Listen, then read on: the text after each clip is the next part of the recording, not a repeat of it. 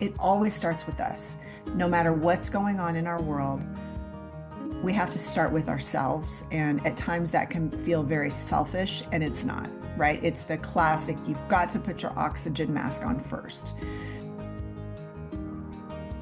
Hello, my creative friend. Welcome to the BDI Create Today podcast.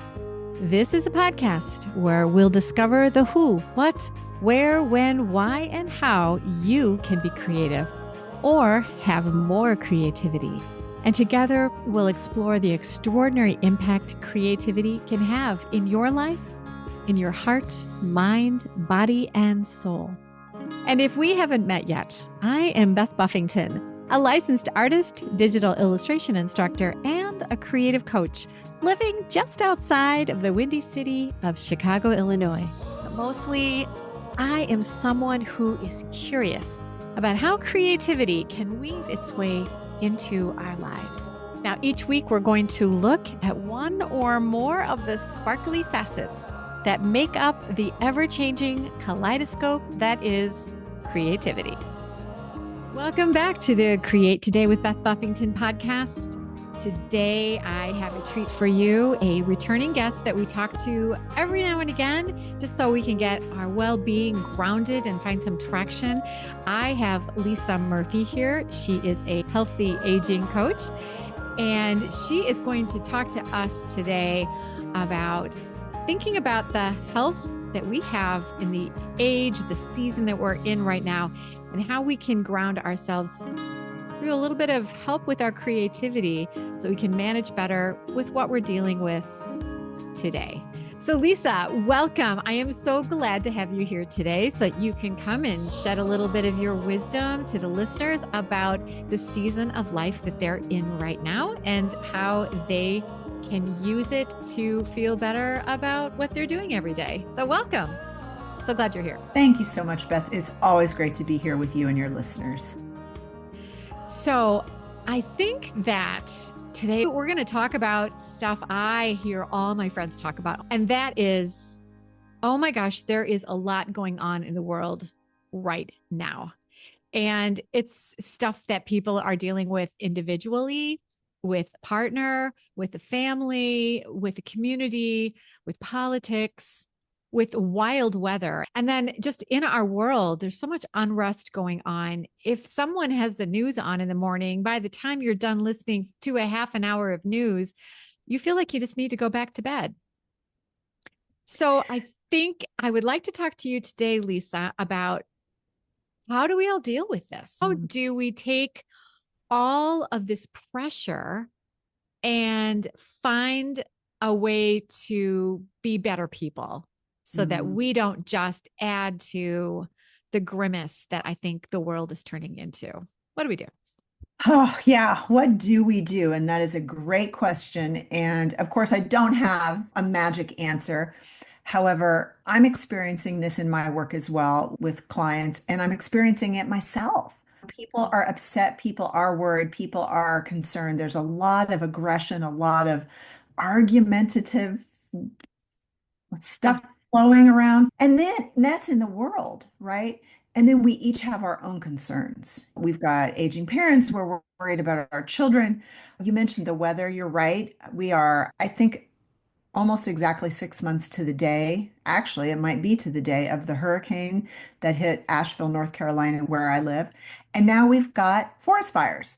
I think this is important because the devastation that was caused by the hurricane just destroyed our forests, and there are trees down and dead leaves and brush and limbs, branches everywhere. And that is what is fueling the forest fires. I think Mother Nature is perhaps one of our best teachers, and she's teaching us that when something happens, it's not in a vacuum, it's not just a little pinpoint, but then things can build on that. And so when we think about how we handle stress, how we manage our lives and difficult things, it's really good to remember that the foundation that we lay or the mess that we do or don't clean up probably is going to have an impact and effect on what's to come.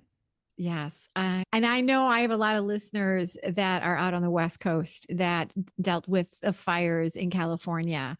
So I'm sure that there's a lot of people going, oh, yeah, I get that. Me too.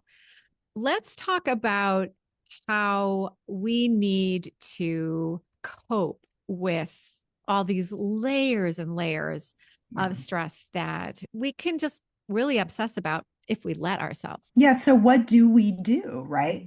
Well, I think the biggest thing that we can do is to remember and recognize that we probably can't control whether there's going to be a forest fire in the mountains, whether you live in Right. North Carolina or in California. We cannot control world events, right? There's only so much that we can do. Even when you think about getting smaller in our worlds, we've got aging parents with health issues. We probably can't control that either. And I think a lot of the problems for us come from not remembering that. And we just want to help and we Mhm. want things to get better. Mhm. So we kind of take it all on. And that's kind of futile. Yeah. So it always starts with us. No matter what's going on in our world, we have to start with ourselves. And at times that can feel very selfish, and it's not, right? It's the classic, you've got to put your oxygen mask on first. So there are things in our world that we can control.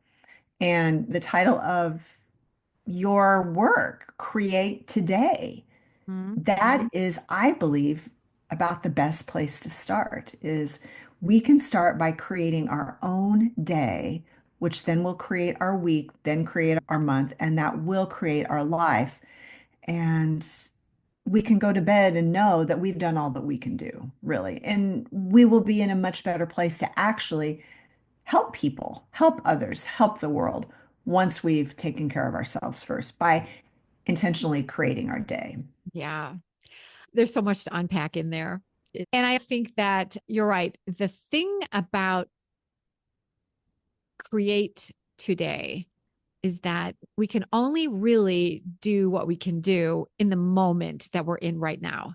And if you look at studies and research about the things that people worry about, that they're anxious about, most of those things rarely happen the way we worry about them.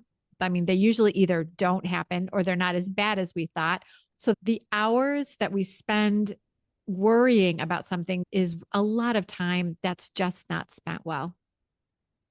So if we use that time to create today, then there's a whole bunch of goodness that opens up when you've given yourself time to be creative. Absolutely. And I believe by drilling down to a single day, each day at a time, and how we structure that day. And I'm not talking about being rigid or glued to the calendar or a time clock, but what patterns, habits, rituals can we put into place to define our days that will help ground us and Mhm. help allow us to be able to be creative and carve out that space. Because you're right, worry is nothing but praying for something you don't want to happen anyway. It is a waste of time and a waste of energy. So instead, let's focus our energies so that we can create more space for creating and Yeah. create the day and the week and the month that we want. And I use a practice called pillars of the day to do this for myself. And it's something that my clients have found very helpful. And perhaps some of your listeners would find that concept helpful as well. I think that sounds like a fabulous idea. Please, let's get started. What do we need to know about the pillars of the day? We live in a world now that is 24/7. We are on all of the time. We have our phones in our back pockets. We have multiple devices on. We are under artificial lights. You name it. We can get asparagus year round and Yes. strawberries in the winter, Yes. right? We've lost track of the seasons and the cycles of Mother Nature. The same goes for our days. We used to go to bed with the sun. We would wake up with the sun. We follow these natural rhythms. And while that may be a little bit too idealistic and it's not going to happen, we can still structure our days that way. And so I call my morning routine my morning pillar. And that word is intentional because think of a pillar. It's sturdy, it's solid, it's definitive. It Mhm. can define the beginning of our day. And then I call the ending pillar the evening pillar. So something as simple as setting some routines, some habits, some rituals in the morning. And then in the evening, we're giving ourselves these bookmarks so that we have a definitive start and end to our day, which is much more natural. And it helps us to keep our nervous system balanced. When we're operating on this 24/7 on, our nervous systems are so completely dysregulated that it's impossible to feel like we can be of much good to anyone, particularly our creativity and our work. Yeah, it's easy to see how we've lost that rhythm of daylight. When my grandmother was a young wife, they did not have electricity in their house. So you didn't do a whole lot after the sun went down, except for maybe a tiny bit of reading that you could do near a candle. Then you did go to bed because what else was there to do? But we've stopped that because we can light up everything. And our screens never go dark if we don't let them. And so we don't have that rhythm to know it's morning, it's evening Yeah, if you think about it otherwise, it's like you're sitting in front of a strobe light all day all long, day. Yeah. and our nervous systems are just completely out of whack. It creates so much stress. Even if we don't feel like we have a lot of stress in our lives, if you're living in a bubble and you don't have a lot of stress in your life, it is behind the scenes getting you all out of whack. And so Yeah. having these pillars can really help to balance out our nervous system, which helps with our health, helps to regulate weight, and it helps with our creativity. So, morning pillar, what should that look like for us? How do we build that pillar so it's nice and strong? Oh, I love that. Yeah. So for everyone, it's going to be different. I can share a little bit about what my morning pillar looks like, and then I have some learned do's and don'ts, if you will. Actually, maybe we'll start with what is often a typical morning pillar. And that is we have our phone by the bed to use for our alarm, and it goes off and we hit snooze. Yep. And then it goes off again and we hit snooze. And then it jolts us awake again and then we hit snooze. Then we finally decide, okay, right, I got to get up. Otherwise, I'm going to be late for whatever. We pick up our phone to turn the alarm off, and oh, there's the news. Yep. Or there's a bazillion notifications popped up. There's Yep. emails, there's blah, blah, blah, right? We know there could even Right. be social media posts. So we think, oh man, I got to get to it. I got so much to do. There's so much going on. We jump out of bed and we head straight to the kitchen for the coffee machine. And the first thing we do is turn it on. And while we wait for the coffee to brew, we keep scrolling on our phone. We flip on the TV and we start listening to the news. So, is this a harmless morning habit? I mean, No, but there is no good news in any of the things you just talked about. I mm, mean, your alarm going off several times is never a good noise. No one loves the alarm. And mm, then we went straight to the phone and we're immediately brought into the world of instant everything.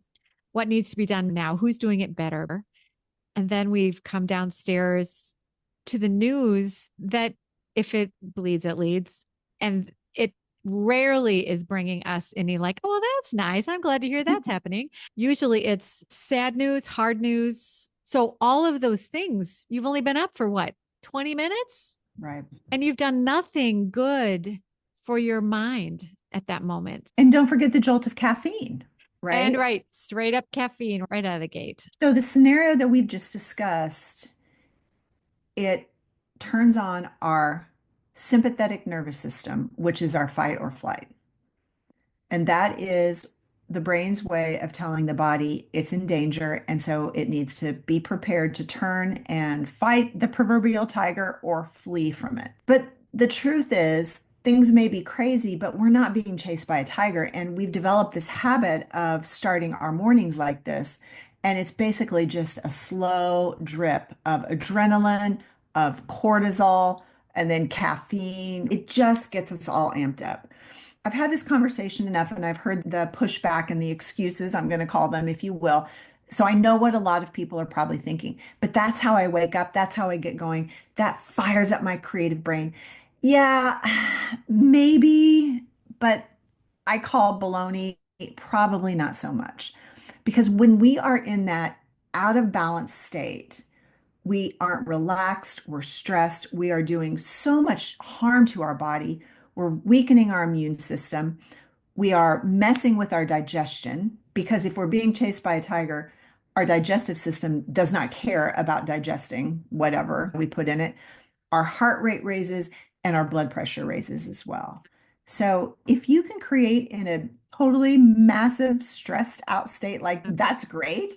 But I'm guessing that most of us really can't. I just finished reading the Martha Beck book, Beyond Anxiety. One of the things she says about anxiety is that the human brain, once it's put into fight or flight, unlike an animal who is in that fight or flight mode just during the time when their life is at risk, that it'll immediately settle down and just go back right into calm.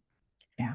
Yeah. Humans can't do that. That once we are in that fight or flight, and she adds also fawn and flop. And the flop, I think, is something that a lot of people do, and maybe even the morning, that rather than running or fighting, you just put the covers back over your head and you don't do anything. Yeah. So we can't just turn off the adrenaline that happens from anxiety. And if that's the first thing that we do to ourselves during the day, then you're right. We are wired for that anxiety stress for maybe the rest of the day. Absolutely. Yeah. So again, if we bring it back to what can we control and what Yeah. can we do, there are practices, if you will, habits, rituals that we can instill in our mornings instead. And before I give some examples of that, I just want to give a caveat that if that feels really overwhelming to someone listening, it's okay. We start where we are and maybe we insert one new habit. And what I've found is just like with food, the more good we put in, the less room there is for the other. And it has its way of kind of working itself out naturally. So any little tweak in that right direction will be helpful. So, some examples of morning habits that you can build your pillar on are stop hitting the snooze alarm, Yeah. right? Yeah. That is a hard one for a lot of people because you might say to yourself when you go to bed, not hitting the snooze tomorrow morning. And then as soon as the snooze hits, it is Yeah, almost knee jerk, like I hit the snooze and I can't not do that. So what should we do to sure. not hit the snooze? Like what's a great way to do we have to go cold turkey on that? Or do you have any suggestions? Motivation is not as powerful as momentum. Okay. So we can want to do something so badly, we can be so motivated, but if we have a lot of momentum going in the other direction, it's really hard, right? Whether it's a good habit, a helpful habit, or a not so helpful habit. So hitting the snooze is nothing but a habit. And Mhm. if you've been doing it for decades, you've got a lot of momentum behind it. So the first thing I would say to anyone who struggles with this is be graceful, have some grace for yourself, and be really kind. And yeah, maybe you can go cold turkey, but it may take a little while. And that's okay, right? Again, momentum is really powerful, much more so than motivation. So some tips. The first is make sure you're getting enough sleep. Yeah. Are you going to bed early enough? Are you getting uninterrupted sleep? Adults need 7 to 9 hours most nights of uninterrupted sleep, and that's everybody, not just somebody else. It's Mm. all of us. Yeah. That would be the first question that I would ask. And then there are a couple of hacks that can be helpful. Well, first of all, the quality of sleep that is happening after we hit a snooze alarm, we're not really going back into any deep kind of sleep. We're just, so if we can cognitively think, wow, I should just set my alarm for 15 minutes later. I'm not getting up anyway. I'm going to actually get 15 more minutes of good quality sleep. So that reasoning, that makes sense, right? So that can be helpful.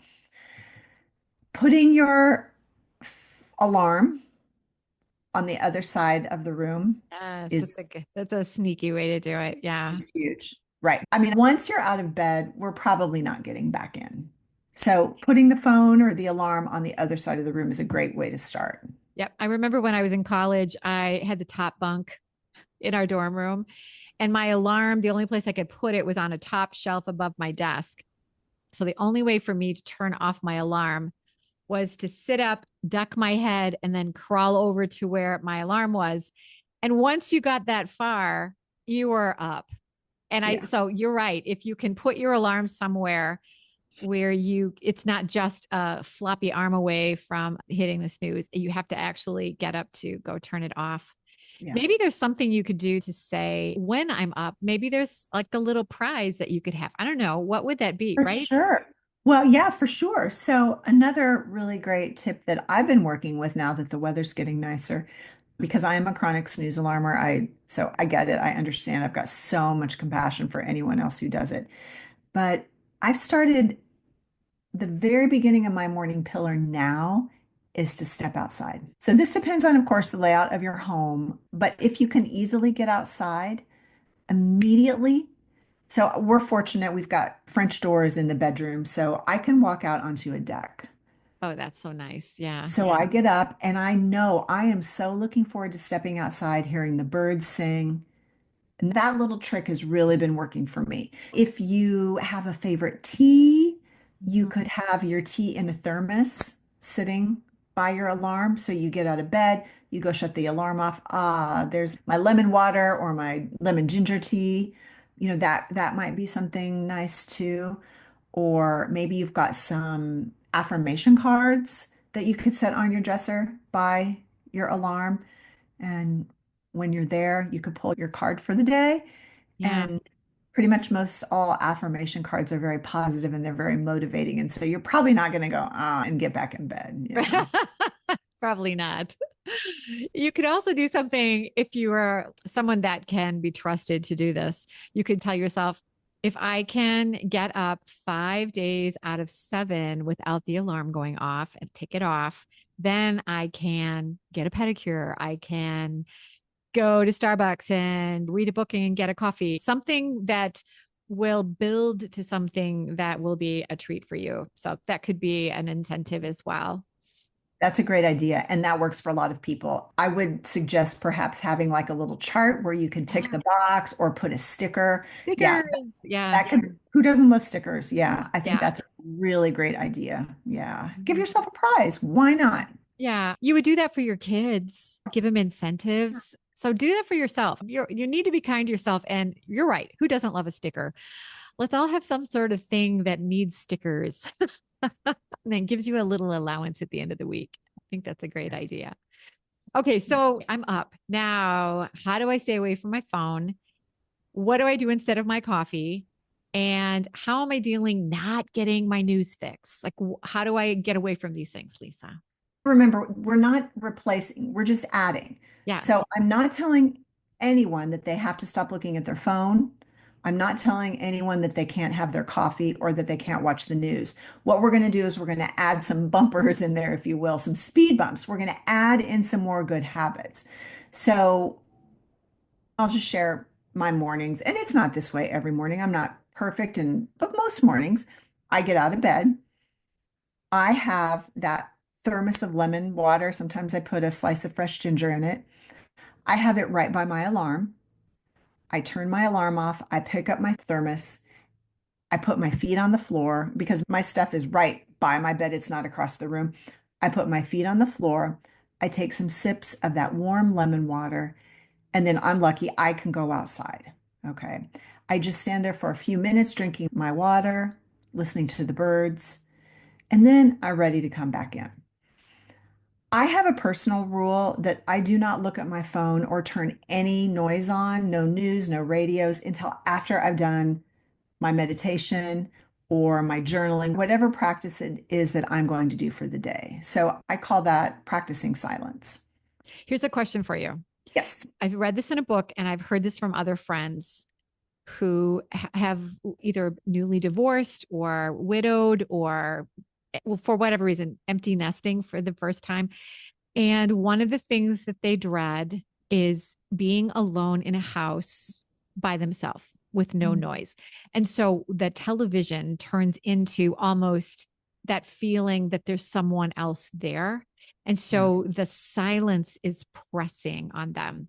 And I know a lot of folks who that television is turned on first thing in the morning and it is on all day long because it is noise. So, Yeah. what's an alternative for that? Yeah. So if silence is triggering, why you can have sound, but just not the TV or just not the news. How about some really nice music, some soft classical or light jazz or chanting or prayers, something that is soothing. And again, we're not just talking about, oh, this might be a nice idea. We're talking about it's these things, their actual effect on your nervous system. This is physiological. So the news, TV noise, the commercials, all of that, that spikes our sympathetic nervous system. It bumps up our cortisol. The last time I tried listening to birdsong actually did the opposite. It relaxes us. And there's lots of interesting studies on this, and some people will liken it to nature therapy, which is one reason if you can get outside soon after waking, it does wonders to reset your nervous system. But one theory about why being in nature helps to improve our health, our mental health, our physical health, is thought to be very evolutionary in that when there are birds singing, it it signals that there's no danger in the forest. So think about it. If you're walking through the woods and the birds are chirping, or if you are by a lake and everything's calm and there's lots of natural sounds, but then say an invader, a loud car comes up, or something comes up to present danger, what do the birds do? Well, they go into fight or flight and they stop singing and or they fly away. So these natural sounds not only sound nicer, but they have a different kind of effect on our nervous system. They activate the parasympathetic nervous system, which is our rest and digest, the part of our nervous system that helps us feel calm. Ooh, I love that you brought that up. For me, when I can tie a good thought with something that is happening regularly in my life. So if you listen to birdsong and then let yourself think, the birds feel safe. And right now in this moment, I am safe. Those kinds of calming thoughts and affirmations that you can give to yourself to start your day or even any part of your day when you're outside or you have the windows open. You can tell yourself that the birds are safe, they are singing, I am safe, I hear the birds. And it's sort of a cyclical thing. I love that. Yeah, I love that.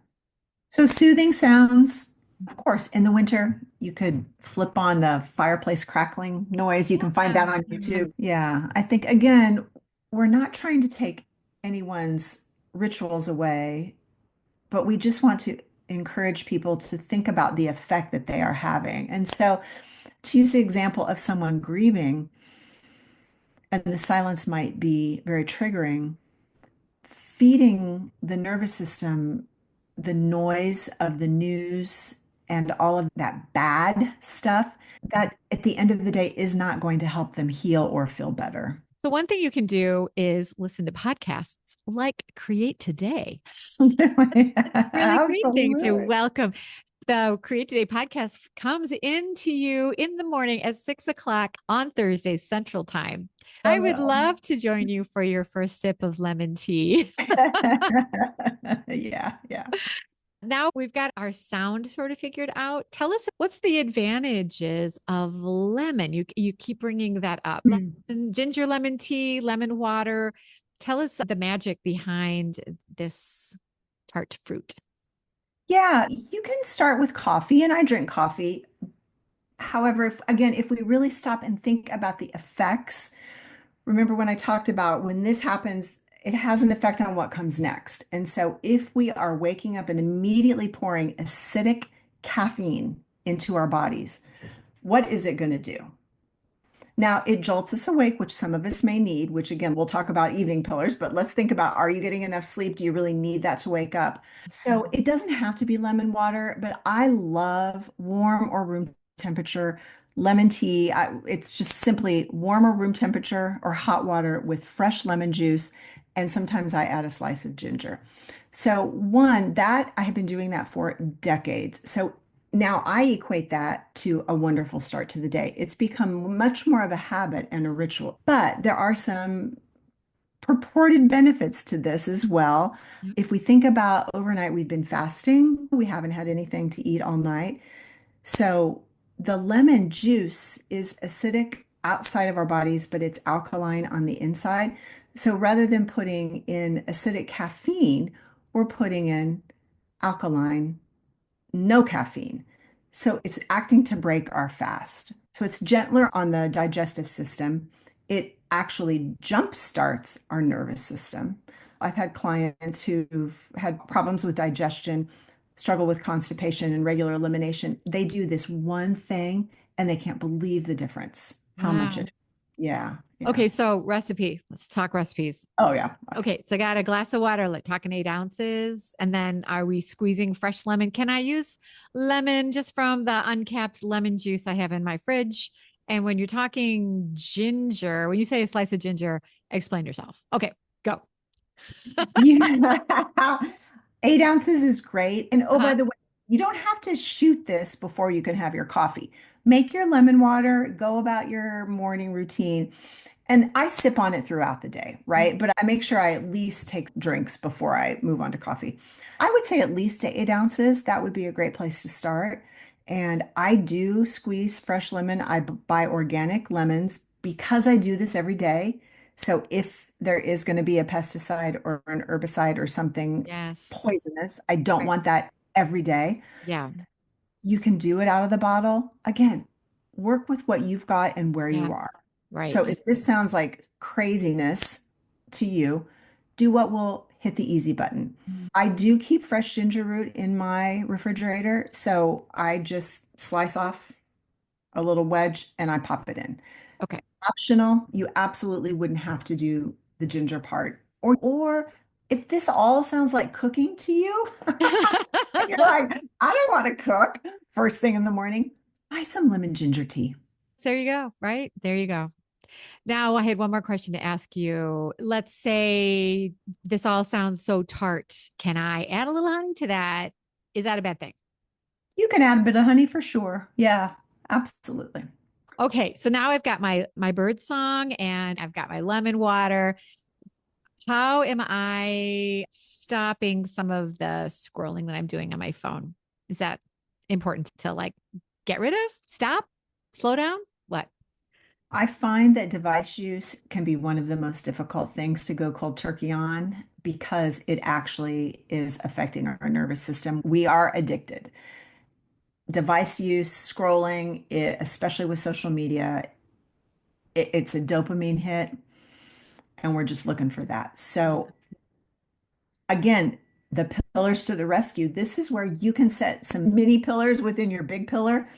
And when I was struggling with this myself, I had a rule that not only did I not turn on any sound until after I've had my lemon water and done my meditation. And everybody may not be a meditator. It could be you've done some doodling, you've read some inspirational reading, you've sat in contemplation, what it can be anything that's quiet that helps you to feel grounded.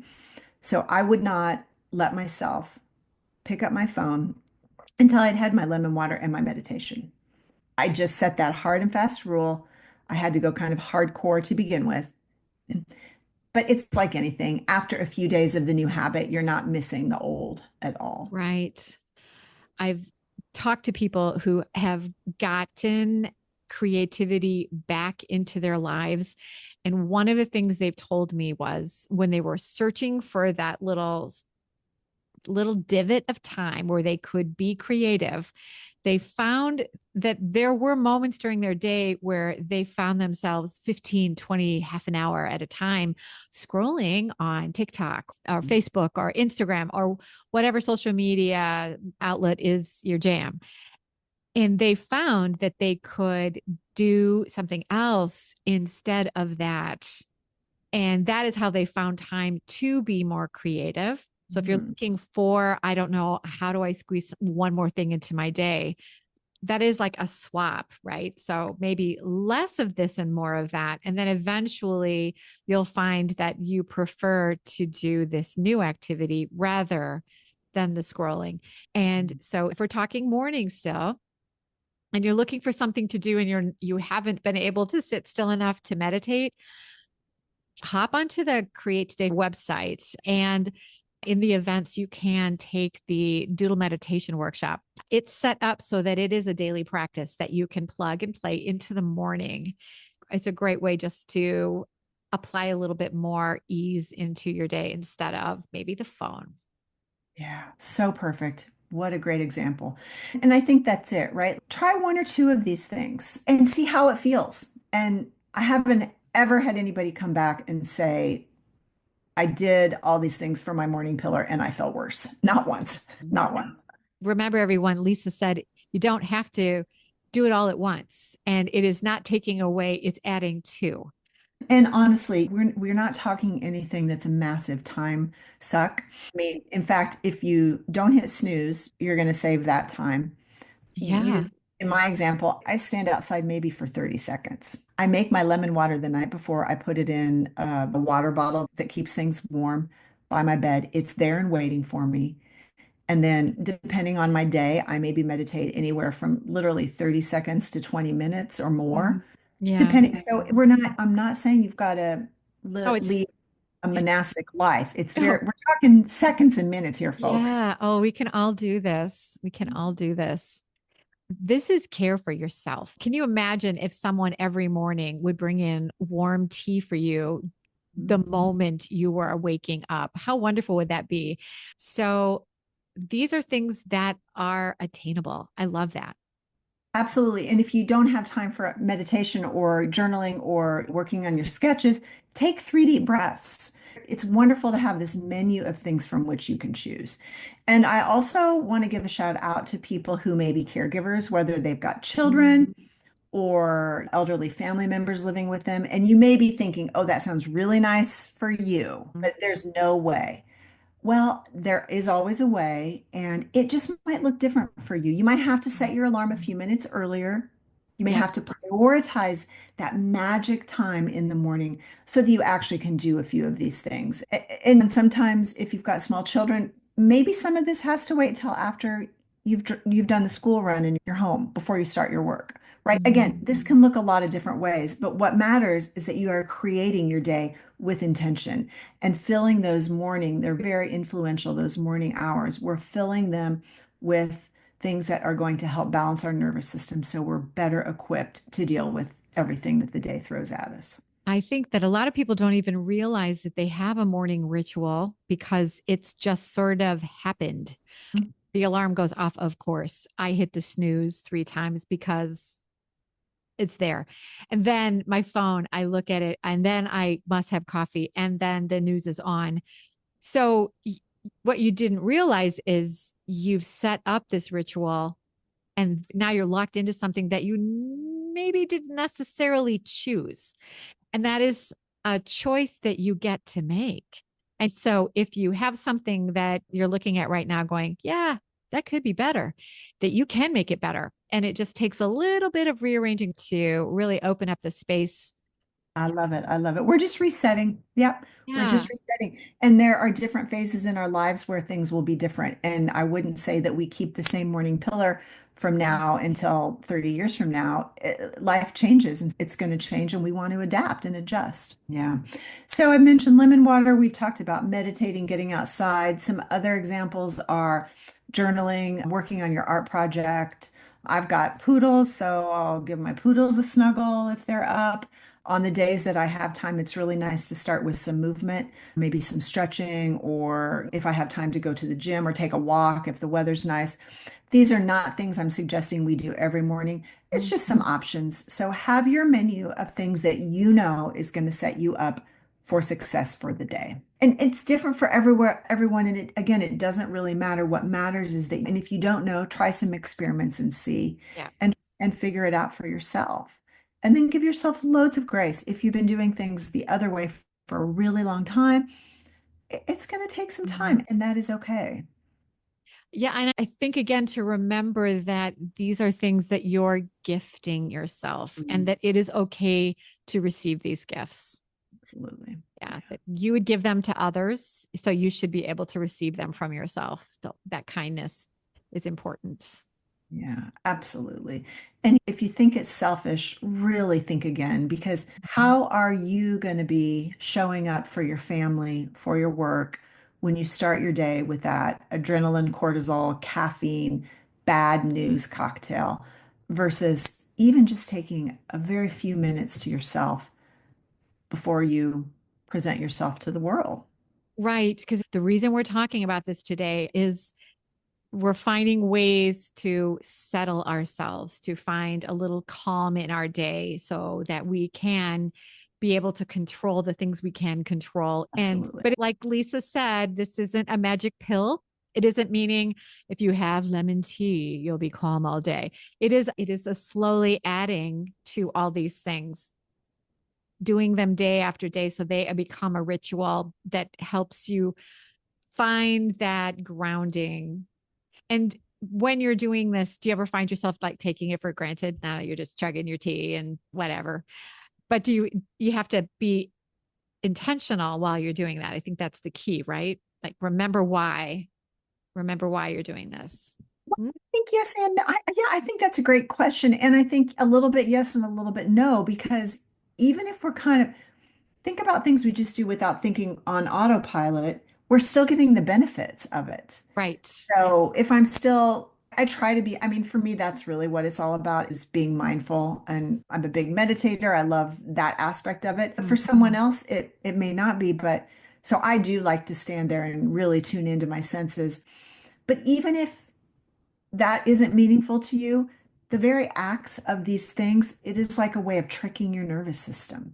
Right. So even if you're not finding great meaning in it to begin with, you are having a physiological effect on your system. And that's what we're after here. We're looking to balance things out. So I think that's the key right there is that phones literally trigger some bad stuff in your body, Yes. right? No matter what And your intention is, no matter what your intention is. I don't care if you're liking puppies, right? yep, phones, tablets, computers, televisions, all the same. So I am someone definitely that needs to be mindful of this. But if we can take a look at that and realize that you need to balance that with things that are natural. So even if you're not intentionally going, let me remind myself the goodness of this drink and why I am drinking it. Your body is going, thanks, I know how to use this, right? And rituals are comforting, just period. End of story. Yeah. If we're doing something repeatedly that's not bad for us, it's comforting and we will come to associate it with that. What's our best takeaway for the things that we've talked about here?